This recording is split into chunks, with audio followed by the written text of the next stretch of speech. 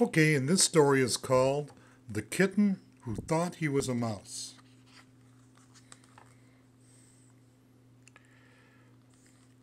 There were 5 Miggses, Mother and Father Miggs, and Lester and 2 sisters. They had, as field mice usually do, an outdoor nest for summer in an empty lot and an indoor nest for winter in a nearby house.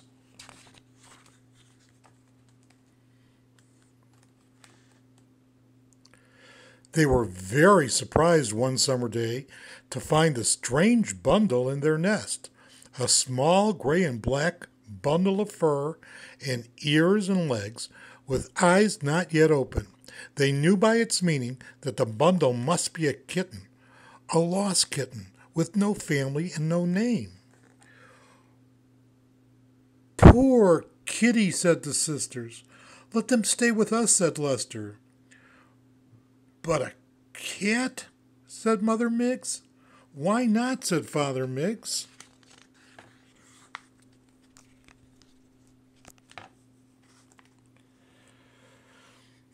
We can bring him up to be a good mouse. He'll never find out that he's really a cat. You'll see, he'll be a good thing for this family. Let's call him Mickey, said Lester, and that's how Mickey Miggs found his new family and a name. After his eyes opened, Mickey began to grow up just as mice do, eating all kinds of seeds and bugs, drinking from puddles, and sleeping in a cozy pile of brother and sister mice.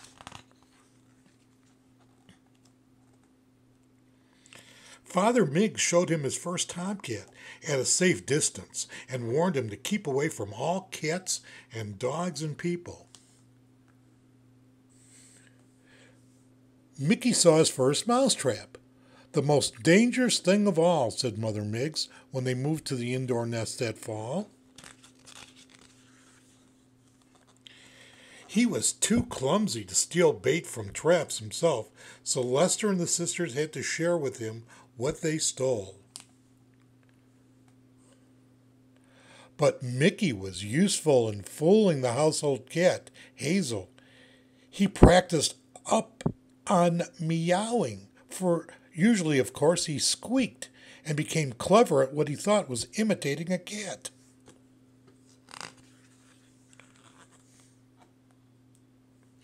He would hide in a dark corner and then, meow, meow, he'd cry. Hazel would poke around, leaving the pantry shelves unguarded while she looked for the other cat. That gave Lester and his sisters a chance to make a raid on the leftovers. Poor Hazel. She knew, she heard, even smelled another cat, and sometimes she saw cat's eyes shining in a corner, but no cat ever came out to meet her.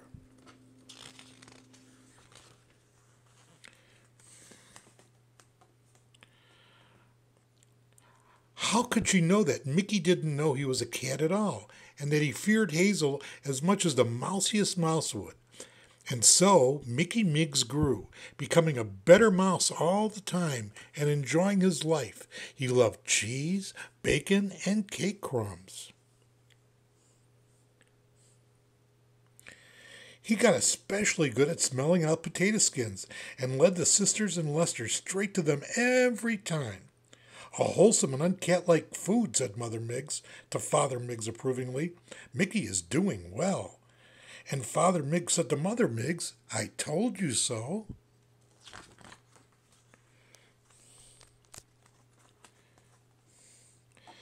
Then, one day, coming from a nap in the wastepaper basket, Mickey met the children in the house, Peggy and Paul. Eek, squeaked Mickey squeaked in terror. He dashed along the walls of the room looking for his mouse hole. It's a kitten, cried Peggy as Mickey squeezed through the hole. But it acts like a mouse, said Paul. The children could not understand why the kitten had been so mouse-like, but they decided to try to make friends with him. That night, as Mickey came out of his hole, he nearly tripped over something lying right there in front of him. He sniffed at it. It was a dish, and in the dish was something to drink.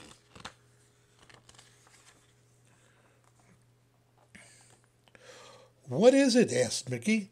Lester didn't know, but timidly tried a little. No good, he said, shaking his whiskers. Mickey tried it some more, and then some more, and some more, and more, until it was all gone. He said, what a wonderful stuff. It's probably poison and you'll get sick, said Lester disgustingly. But it wasn't poison, and Mickey had a lovely feeling in his stomach from drinking it. It was milk, of course. And every night that week, Mickey found the saucer of milk outside the same hole.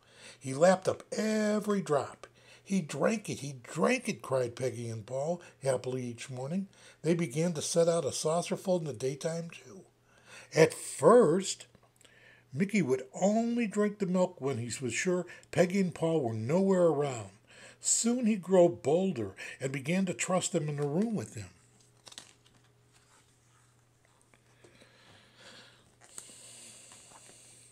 And soon he began to let them come nearer and nearer and nearer still. Then one day he found himself scooped up and held in Peggy's arms. He didn't feel scared. He felt fine, and he felt a queer noise rumble up his back and all through him. It was Mickey's first purr. Peggy and Paul took Mickey to a shiny glass on the wall and held him close in front of it. Mickey, who had never seen a mirror, saw a cat staring at him there, a cat in Paul's hand, where he thought he was. He began to cry, and his cry, instead of being a squeak, was a mewing wail. Finally, Mickey began to understand he was not a mouse like Lester and his sisters, but a cat like Hazel. He stayed with Peggy and Paul that night, trying not to be afraid of his own cat self. He still didn't quite believe it all, however. The next morning he crept back through his old hole straight to Mother Miggs. Am I really a cat? He cried. Yes, said Mother Miggs sadly, and she told him the whole story of how he was adopted and brought up as a mouse.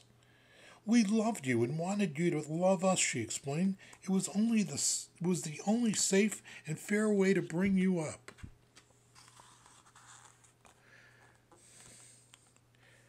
After talking with Mother Miggs, Mickey decided to be a cat in all ways. He now lives with Peggy and Paul, who also love him, and who can give him lots of good milk, and who aren't afraid of his purr or his meow. Mickey can't really forget his upbringing, however. He takes an old rubber mouse of Peggy's to bed with him.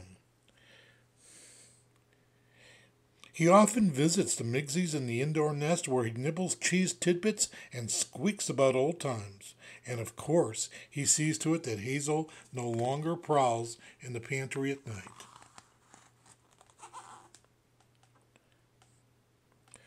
Oh, I'm so fat and stuffed from eating so much in Hazel's pantry. Father Miggs often says happily to Mother Miggs, I always said our Mickey would be a good thing for the family. And he is.